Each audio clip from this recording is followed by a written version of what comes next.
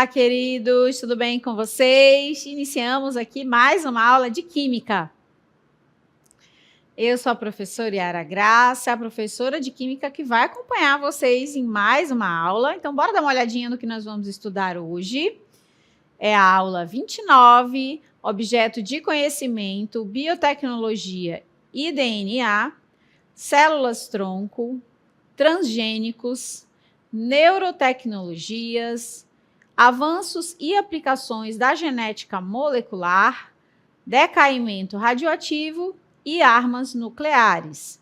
E no detalhamento, decaimento radioativo e armas nucleares, plásticos, polímeros, né? Então a gente vai aprofundar um pouquinho mais, conhecer mais sobre os polímeros, tá bom? Vamos para a aula.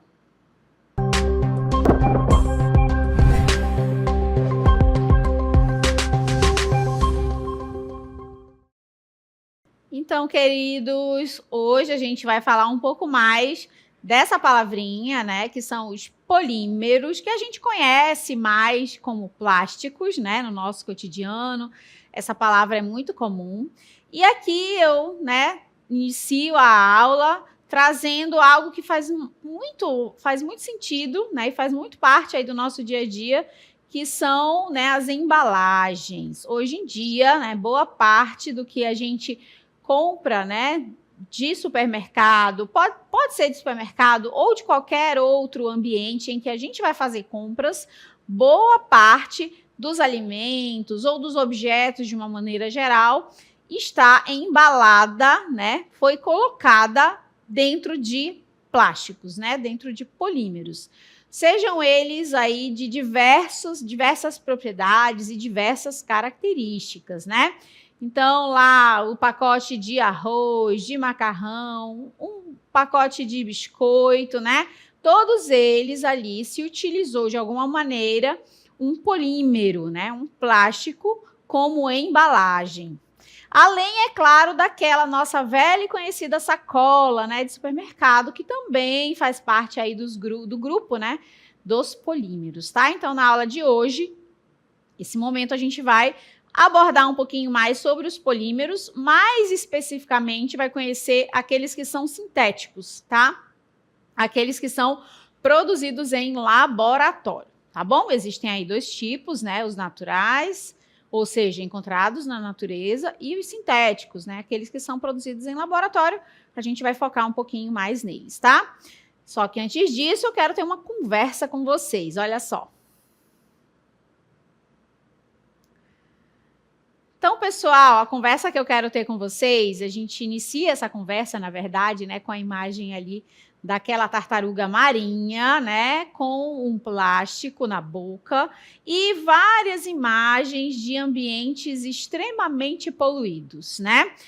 Por quê? Né? A gente inicia a aula falando um pouquinho mais sobre esse assunto aí da poluição, do descarte desse plástico, desse polímero, né? Porque, assim, é o mal do século, ou pelo menos um dos grandes males aí do século, é realmente a gente não saber o que fazer com as embalagens, né? Com essas embalagens que são tão úteis pra gente, né? Com certeza, muitos de vocês aí, nesse momento, pode pensar, mas como que a gente pode fazer, então, né? Para substituir, realmente, elas são extremamente úteis e elas foram uma descoberta muito importante do século passado, né? Esses polímeros chegaram a ser ali uma grande descoberta, né, tecnológica, substituindo, né, as embalagens antigas, por exemplo, o vidro, o papel, né, por esses plásticos, por esses polímeros, né? Só que aí, o que acontece, né? Acontece que esse tipo de material, a gente vai perceber durante a aula de hoje, que eles têm uma vida útil, né, um período de decomposição muito longo, né, diferente, por exemplo, do papel, né, e aí, por esse motivo, né, dependendo de onde você joga esse material, ele vai ficar ali por anos e anos, né, então se você joga no rio ou no oceano, por exemplo, nesse caso aqui, ele vai parar na praia, né? Ou então ele vai, né, acabar matando animais ali daquela região do mar ou do rio, tá? justamente porque eles têm, a gente vai ver durante essa aula de hoje, eles têm um tempo de duração, de decomposição muitíssimo longo, tá? E aí, como eles não se degradam assim tão facilmente, eles vão ficar no nosso planeta por anos e anos. A gente não vai mais estar aqui e aquela garrafinha de água que você jogou, que você arremessou no rio, vai continuar lá, né? Porque o período de decomposição, por exemplo, de polímeros desse tipo aqui é de 100, 200 anos, tá bom? Então a gente precisa pensar um pouco sobre isso, precisa pensar sobre essa questão, né, de como a gente está consumindo e de que maneira a gente está descartando esse tipo de material, né, que são os polímeros sintéticos, tá? Bora dar uma olhadinha agora nessa diferença entre os sintéticos e os naturais, olha só. Bom, então a gente já comentou que os polímeros, né, são os mesmos que os plásticos e eles se dividem aí em dois grupos. Os naturais, encontrados na natureza, e os sintéticos, produzidos em laboratório, tá? Que são esses que nós vamos falar na aula de hoje, tá? Bora dar eu trouxe um esqueminha agora para a gente dar uma olhada, para entender o que é um polímero, né? Então, a gente tem aí os monômeros, né? Então, o que seria um monômero? O mono é esse prefixo, né? Ele indica uma unidade, né? Então, um monômero quer dizer uma única unidade de uma determinada substância em questão, tá? O que seria, então, esse polímero, né? Poli são muitos, não é mesmo? Então, quando a gente tem um polímero, a gente tem a junção de vários monômeros, tá? Então, essa junção, vários monômeros juntinhos, uns nos outros, a gente chama de um polímero. Por exemplo, uma proteína é um polímero, né? Um carboidrato é um polímero.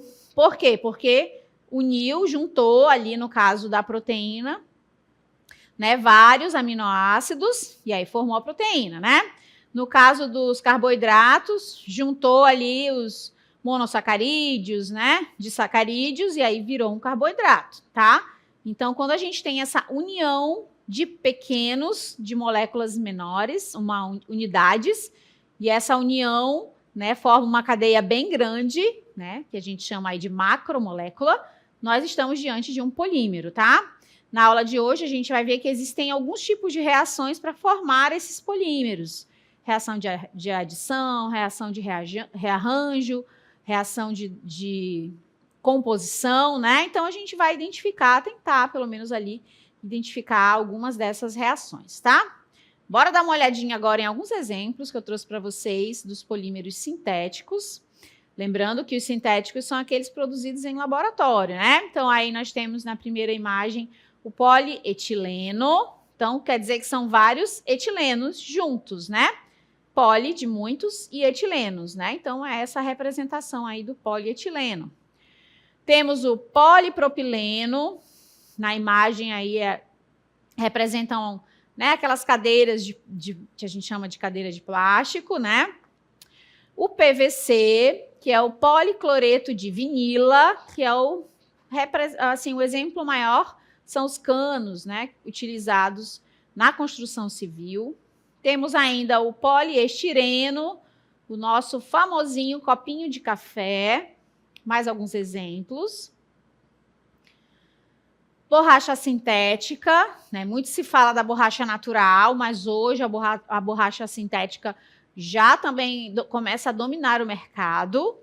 Temos o Teflon, quem nunca ouviu falar, né, das panelas de Teflon, esse material antiaderente ali presente nas panelas, ele também é um polímero, tá, gente? Também é um plástico ali formado de uma cadeia bem grande de carbonos. Temos ainda o poliacrilonitrila, né, que é encontrado, por exemplo, nas malharias, e o plexiglass, né, que também é chamado de polimetacrilato de metila. Já é um polímero, né, um plástico mais duro, por exemplo, encontrado ali nos semáforos, tá? Aqui só alguns exemplos de alguns polímeros importantes, né, aqueles que estão presentes no nosso cotidiano cada vez mais, né? Isso é que mais que a gente precisa observar ainda mais, justamente porque eles fazem cada vez mais parte da nossa vida, já que eles facilitam a nossa vida, né? Então, como não pensar nas nossas velhas e conhecidas, né, os potinhos de armazenar as coisas, né? Como imaginar a vida sem ter esses potinhos, né? Por quê? Porque eles facilitam a nossa vida, já que é possível ali guardar de um tudo, né? Então, difícil pensar na vida sem eles. Mas hoje em dia, por exemplo, é possível trocar pelo vidro. É um material hoje muito utilizado, né, como substituição a esse polímero, né, para não utilizar esse material, já que em algum momento ele vai precisar ser descartado, tá? Bora dar uma olhadinha agora nessa classificação que eu trago para vocês, tá? Com relação ao método de obtenção dos polímeros. Eu já comentei com vocês inicialmente que um polímero ele é feito a partir, né, da junção de monômeros. Então, vários monômeros formam os polímeros. E aí, dependendo do método, a gente pode ter um polímero de adição, um polímero de condensação e um polímero de rearranjo, tá? Trago esses 3 tipos de obtenção dos polímeros: adição, condensação e rearranjo. Vou apresentar brevemente cada um deles aqui para vocês, para a gente poder perceber a diferença entre os processos, tá? Começando aí com o polímero de adição. Esse nome é mais fácil para a gente entender, né? Adição, a gente já sabe que vai ter uma soma de coisas ali, né? A gente vai somar coisas. Então, olha só. São os polímeros obtidos pela adição sucessiva dos monômeros. Como exemplos, temos os polissacarídeos, como eu comentei com vocês, né? Os carboidratos, formados por monômeros de monossacarídeos, e nas proteínas, formado pelos monômeros de aminoácidos, tá? Então, tanto nos carboidratos quanto nas proteínas, nós temos exemplos de polímeros de adição. E o esqueminha que você vê aí do ladinho, né? O monômero como se fosse uma pecinha de Lego. Uma pecinha é um monômero. À medida que a gente vai grudando as pecinhas, a gente vai tendo o quê? Um polímero. E como ali as pecinhas são todas vermelhas, tá? Eu fiz questão de que elas tivessem a mesma cor. Então, indica que é o mesmo monômero. Então, quando se trata do mesmo monômero, então a gente tem ali um polímero de adição. Aí eu trouxe uma equação, tá? Para a gente entender como se dá essa polimerização, tá, gente? O processo de formação de um polímero é chamado de polimerização. É uma reação de polimerização, tá bom? Começando aí com o cloreto de vinila. Você está vendo que é um monômero que tem uma dupla ligação. E aí, como é que acontece essa adição, né? Como que acontece essa polimerização por adição? Precisa de um catalisador, vocês já sabem o que é um catalisador, né? Que é aquela substância que acelera a reação, faz com que ela seja mais rápida. E esse catalisador, né, vai ajudar a agilizar esse processo, tá? O que está acontecendo para essa polimerização acontecer? Quebra-se a dupla ligação, aqueles 2 tracinhos ali. Nós temos apenas uma ligação entre carbonos, uma ligação simples. E aí a gente percebe que tem 2 valências, ó, 2 ligações livres nas pontas. E é justamente ali que os monômeros vão se ligando, tá? Então, a gente tem vários cloretos de vinila ligados um ao outro, formando o que nós chamamos de poli, que aí a partir, né, quando a gente já tem muitos, a gente já pode chamar de policloreto de vinila. O nome permanece o mesmo, a gente só acrescenta a palavrinha poli na frente. E esse é o nome, né, conhecido para o PVC, tá, gente? Então, o cano lá utilizado na construção civil tem essa estrutura que você está vendo aí agora, tá? Esse aí é o PVC. Apresento a vocês, né, o PVC, tá bom? Agora a gente vai para o outro tipo de método para a obtenção de polímeros, né, a partir de reações de polimerização, que é a condensação. Olha só.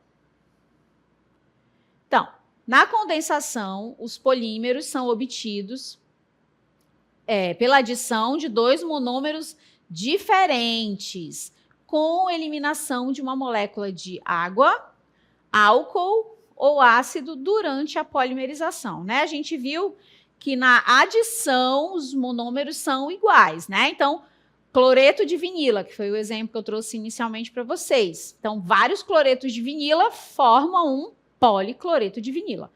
Então, percebam que na polimerização, a partir de adição, os monômeros são iguais. Já na condensação, que é essa que eu apresento para vocês agora, a gente vai ter monômeros diferentes, tá? Olha só na imagem das estruturas que eu trouxe para vocês, né, dos exemplos. Então, a gente tem aí 2 monômeros. O primeiro deles, o etilenoglicol, percebam as hidroxilas nas extremidades, somado ao ácido tereftálico. Percebam os ácidos carboxílicos, né? Carboxila nas extremidades, tá? E aí, eles vão se juntar. Não é só 2, não são só 2, são vários, né? Vários etilenoglicol junto com vários ácido tereftálico. E aí, nós vamos ter o quê? O polietileno tereftalano. E o que foi liberado nesse processo? Moléculas de água, que está ali na pontinha da cadeia, tá?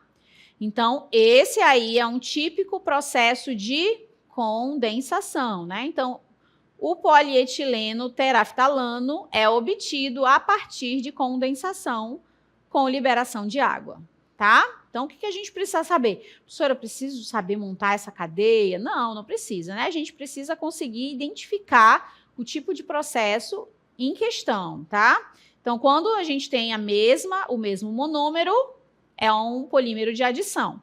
Quando a gente tem 2 monômeros diferentes reagindo e liberando água, ou álcool, ou um ácido, aí nós temos um polímero de condensação, tá? E o último é o de rearranjo, é a última maneira aí de obtenção de polímeros, né? Então, são os polímeros resultantes da reação entre monômeros que sofrem rearranjo nas suas estruturas químicas durante a reação de polimerização, tá? O que essa palavra rearranjo quer dizer para a gente, né? Quer dizer que teve uma reestruturação, tá? Então, naquela cadeia, a gente vai já ver o exemplo, aconteceu uma reorganização, vamos dizer assim, né? Alguma coisa se reorganizou na estrutura para a formação desse polímero, tá? Então, dá uma olhadinha no exemplo para a gente entender melhor, né? Então, o que é que nós temos aí de monômeros, tá? Nós temos o diisocianato de parafenileno, é o primeiro monômero, junto com o etilenoglicol. O etilenoglicol foi utilizado no outro exemplo também, né? O que está acontecendo aí, né? A gente percebe essas 2 setinhas vermelhas, né? Essa mudança, né, de posição na estrutura, principalmente do parafenileno, tá? Tinha uma dupla ligação ali, ela vai deixar de existir, né? E aí a gente tem uma combinação do carbono ligado ali à hidroxila, vai virar um éster, tá? Então, a gente tem toda uma reestruturação da cadeia. Não foi somente uma conexão entre as moléculas dos monômeros, tá? Além dessa conexão, que tem que ter, né? Vai existir uma reestruturação da cadeia, tá bom? Por exemplo, o primeiro composto, ele não tinha ali, né, a presença da hidroxila, ele tinha o carbono ligado ao oxigênio na extremidade. E aí ele precisou se reestruturar para poder gerar o poliuretano, tá? Essa é a estrutura do poliuretano. Percebam que em todas essas reações que eu apresento para vocês, sempre tem a presença do catalisador. E nesse caso, além de catalisador, nós temos também pressão e temperatura, porque são reações que exigem muito do processo para que ele aconteça. Imaginem só, quebrar a dupla ligação, gerar uma nova ligação. Então, tudo isso é, energeticamente falando, muito elevado, muito comprometedor, né? Então, precisa de agentes externos para que esse processo aconteça. Ele dificilmente aconteceria naturalmente. Então, a presença do catalisador, A presença da pressão lá na setinha, pode voltar lá para a gente olhar? Na setinha tem CAT, que é catalisador, né? A presença de um catalisador. Abaixo tem o P de pressão, então a gente tem um acréscimo de pressão ali, um aumento na pressão. E esse triângulozinho que você vê indica a temperatura, né? Então também tem um ajuste de temperatura. Então, para que essa reação para a formação do poliuretano aconteça, exige muito do processo. Então, a gente precisa de fatores externos para que essa reação aconteça. Se não, essa reação não acontece. Então, por isso que são processos sintéticos de laboratório, né? E que exigem muito dos laboratórios para que essa reação aconteça, tá bom? Por isso, esses polímeros são chamados de polímeros sintéticos. Eles são gerados em laboratório, tá? A partir de catalisadores, de um ajuste de pressão e também de temperatura. Bom, agora a gente vai classificar esses polímeros, né? Os sintéticos, a partir aí das suas estruturas, tá bom? Vamos começar aí com os termofixos. Então, eles também são chamados de termorrígidos, né? Então, termofixos ou termorrígidos são aqueles que, por aquecimento, assumem estrutura tridimensional, tornando-se insolúveis e infusíveis. O que essas palavras querem dizer aí pra gente, né? Insolúvel, não se dissolve assim facilmente, nem em água, nem em outro solúvel orgânico, né? Nem em outro solúvel apolar. Infusível, né? O que isso quer dizer? Ele não passa pelo processo de fusão. O que é fusão mesmo? É a passagem do sólido para o líquido, né? Então, esse termofixo, ele continua sólido mesmo em altas temperaturas, tá? Ele não vai passar para o estado líquido. Então, isso é ser infusível, né? Após isso, eles não conseguem voltar à sua forma original. Eles dão origem a estruturas rígidas e duráveis, como peças de automóveis, por exemplo. Alguns exemplos aí de polímeros que são classificados como termofixos, né? Temos o poliuretano, o polietileno, o poliestireno e o poliéster, tá? Então, alguns exemplos de polímeros sintéticos que têm essas características, são rígidos e duráveis, tá? Então, são aqueles tipos de polímeros mais utilizados ali, por exemplo, em peças de automóveis ou em objetos ou coisas que a gente precisa que dure bastante, né? Agora, vamos dar uma olhada na segunda classificação, que são os termoplásticos, olha só. Já os termoplásticos são aqueles que permitem a fusão por aquecimento e solidificação por resfriamento. E isso possibilita o seu tratamento e moldagem repetidas vezes, desde que sejam reaquecidos, tá? Então, esse tipo aí do termoplásticos é possível aquecer e aí fazer a modificação adequada, porque ele passa pela fusão. Ou seja, ele, né, era sólido e a partir da fusão vira líquido, né? Então, é possível fazer essa modificação, esse ajuste nos termoplásticos. Eles são facilmente maleáveis e usados para a produção de filmes, fibras e embalagens, por exemplo. Então, esses são os principais ali, são os que mais a gente utiliza, né? São os termoplásticos, tá? Os termoplásticos são recicláveis, ok? Então, essa é uma característica dos termoplásticos, justamente, né, porque eles têm essa propriedade de passar pela fusão e eles podem, né, sofrer com o processo de solidificação, né, a partir do resfriamento ou ali de fusão a partir do aquecimento, tá bom? Agora eu trouxe um exemplo bem legal para a gente ver estruturalmente falando a diferença entre eles, tá? Então, o que a gente consegue aqui é só, né, um exemplo para a gente entender melhor a diferença, que é a seguinte: nos termoplásticos, que são aqueles que são mais maleáveis, as ligações são lineares, formam os polímeros, que formam esses polímeros. Então, percebam que as linhas não se conectam, elas são paralelas, né? Então, eles tendem a ser mais maleáveis, fáceis de manusear e de manobrar, né? Já os termorrígidos, não. Eles têm ligações cruzadas entre os fios de polímeros. Então, além das linhas paralelas nos termorrígidos, a gente também tem as linhas cruzadas, né? Que conectam esses polímeros uns aos outros. Então, a gente tem uma grande conexão entre eles, tá? Então, a gente tem as ligações que são lineares e paralelas e também tem as cruzadas. Então, esse tipo de material, eles acabam se tornando muito rígidos, duros, as características que a gente acabou de apresentar para vocês sobre o que seria um polímero termorrígido, tá?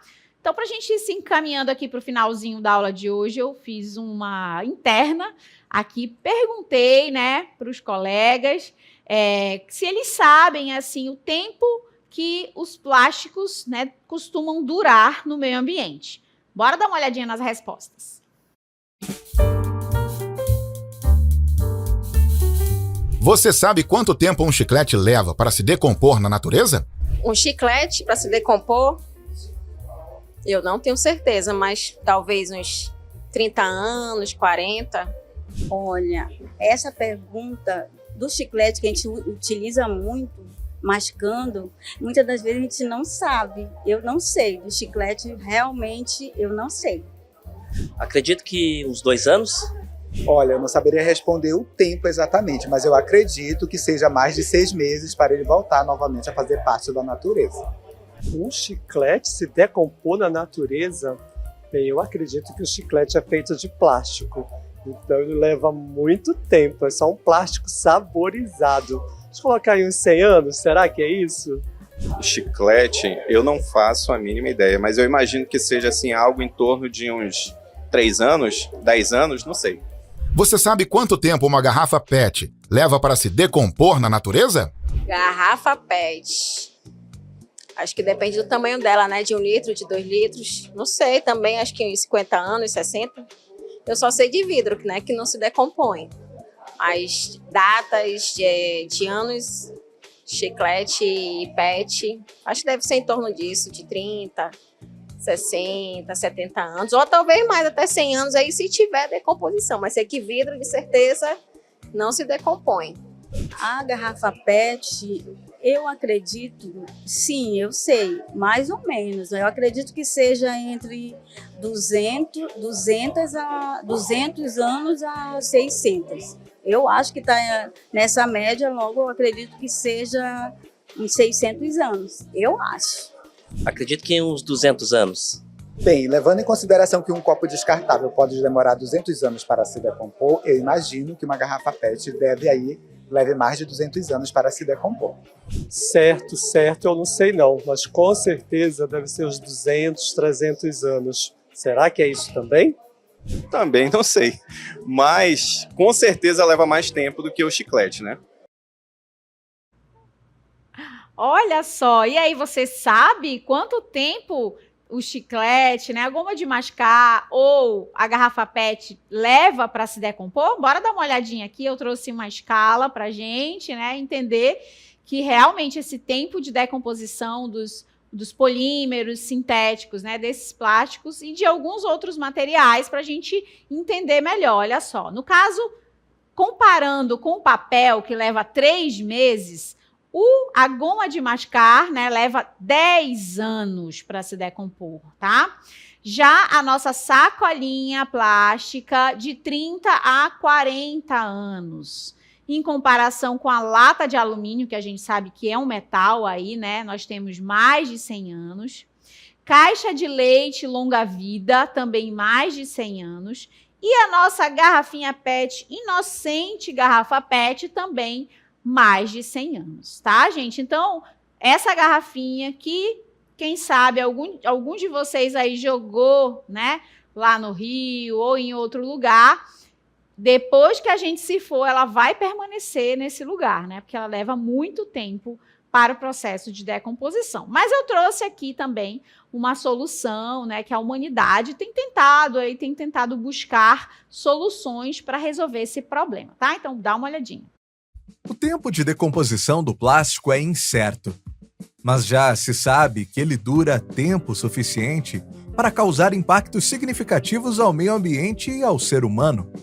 Para ajudar o meio ambiente, estudos apontam que a bactéria Ideonella, que demonstrou ser capaz de decompor 60 mg de plástico em 6 semanas através da sua digestão, pode ser uma aliada da gestão dos resíduos sólidos das cidades. Essa bactéria utiliza o mecanismo de digestão para fazer a decomposição de garrafas PETs. A bactéria que come esse tipo de plástico utiliza 2 enzimas para isso, a petase e a metase. Ela foi descoberta em 2016 por cientistas japoneses que a encontraram no meio de resíduos plásticos misturados com lama, água e sedimentos do solo.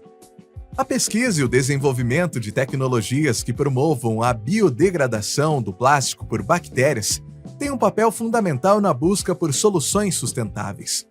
Contudo, é crucial que essas inovações sejam combinadas com uma mudança de mentalidade em relação ao consumo e ao descarte de plástico, envolvendo governos, empresas e a sociedade como um todo. Olha aí, pessoal, por que não pensar um pouco melhor sobre isso? Por que não pensar o que a gente está fazendo com todo esse resíduo que nós andamos produzindo aí dia após dia, né? Para onde ele vai? O que está acontecendo?